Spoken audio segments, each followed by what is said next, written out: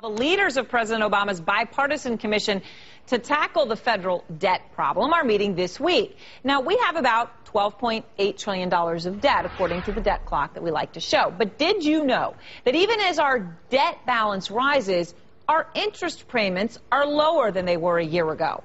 You may say, how is that? Here's how. Our interest rates are lower. In fact, the U.S. government paid a higher percentage of its GDP on debt payments a decade ago when President Clinton was in office, and we actually had a budget surplus. Well, doesn't that make the case for not caring about all this borrowing? It's a pretty stunning statistic. Are fears about the debt crisis overblown? James Galbraith is an economics professor at the University of Texas. Peter Schiff is the president of Euro-Pacific Capital, also running for Senator Chris Dodd's seat in the state of Connecticut. These two gentlemen feel passionately and differently on this issue. Professor Galbraith, let me start with you. This statistic was pretty stunning. When I saw it, I was eager to do this segment. All this fear about debt, is it fear-mongering? It is fear-mongering, and thank you for noticing that interest rates were much higher a decade ago than they are today. The United States government does not have and is not going to have a problem financing its public expenditures and its deficits. It's simply not an issue that should be on our list of things that we really care about right now. Peter Schiff. Well, you can see that I'm laughing. Well, basically, you know, the reason that this is happening, it's not magic. The U.S. government is making the same mistakes that subprime borrowers did when they were using teaser rates on their mortgages.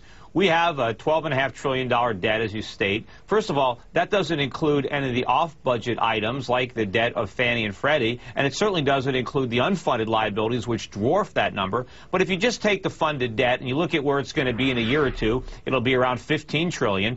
What happens if interest rates go up to 10%, which is half of where they were in 1980? All of a sudden, we're paying $1.5 trillion a year in interest on the national debt. You see, the term on the national debt, the maturity is very short. The government is not borrowing for 30 years. The government is borrowing for 30 days. There's a lot of short-term paper. This is a teaser rate on an adjustable rate mortgage, and we are headed for disaster. Now he makes a case there, Professor Galbraith. What's your response to that, likening it to a subprime mortgage and fairly pointing out a lot of this debt is short-term borrowing? It's got to be rolled over. Yes, but the government can, in fact, borrow for 20 years at a rate which is now running at 4.5%. No, not if it tried to do it. If it actually tried to do it, rates would go up. Well, that's a rate which tells you that the capital markets are not, in fact, worried about this, whatever this actual scenario is, that somehow the capital markets are going to turn around and say that the U.S. government cannot finance itself. The only reason if it can finance itself for the short term at zero, it should do so. No, perfectly reasonable thing to do. The reason that the federal government isn't borrowing in the 30-year bond market is if it tried to refinance the short-term debt long-term, it would destroy the bond market. Bond prices would collapse and interest rates would go through the roof. The only reason long-term rates are so low is because the government isn't borrowing at the long end. Peter, what about the question, though, that part of this comes down to there is a pool of money out there and it wants to go somewhere it perceives to be safe. So the U.S. may have a problem, but I mean, look, Greece has been in default half the years it's been in existence. Spain, Portugal, you name it. I mean, the U.S. may be bad, but it may be better than anywhere else, and maybe that's why rates are low. Greece didn't have it. Nobody was talking about Greece's problem 6 months ago. All of a sudden, it's a problem. The United States is the next Greece. You know, we're going up the food chain in sovereign credit. We are the worst offenders. We owe the most amount of money to the most amount of people all around the world. We have this giant credit bubble, and when it began to burst in 2008, we didn't solve the problem. We made it worse. We have a much bigger problem coming in the years ahead when the U.S. government bubble bursts. The difference between the United States and Greece is that Greece is a member of the euro, and Greece has to fund itself in a currency that it cannot control. The United States is in full control of its own currency.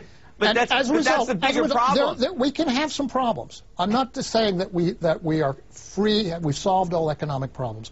I'm saying financing the government of the United States is not one of the problems that we face. Sure it is. See, the fact that Greece can't print money, that's a good thing. The fact that we can print money to repudiate our debts with inflation, that's not a good thing. Anybody who's holding U.S. government bonds, basically what you're saying is, it's okay, the government's going to print a bunch of money, you're going to get paid. If the markets were seriously worried about the prospect of inflation, they would not have a They'd move rates up, 4.5% right? rate The on markets 20% are wrong. bonds. Look, just Well, like if the markets didn't wrong, see the then we shouldn't be subprime problem paying until it was attention too to them late. at all.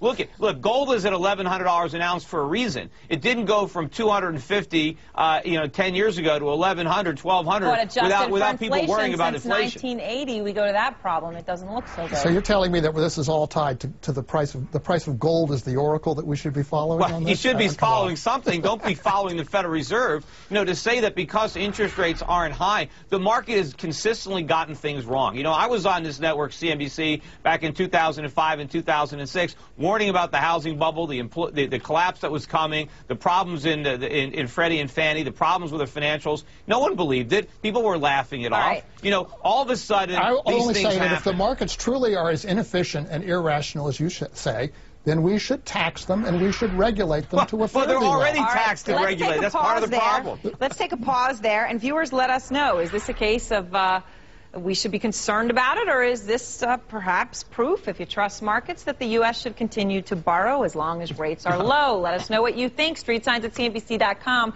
We'll bring back both the esteemed gentlemen on our panel to continue talking about it. Maybe it's just a case of, hey, if you owe $1 to the bank, it owns you, but if it's $100 million, you own them.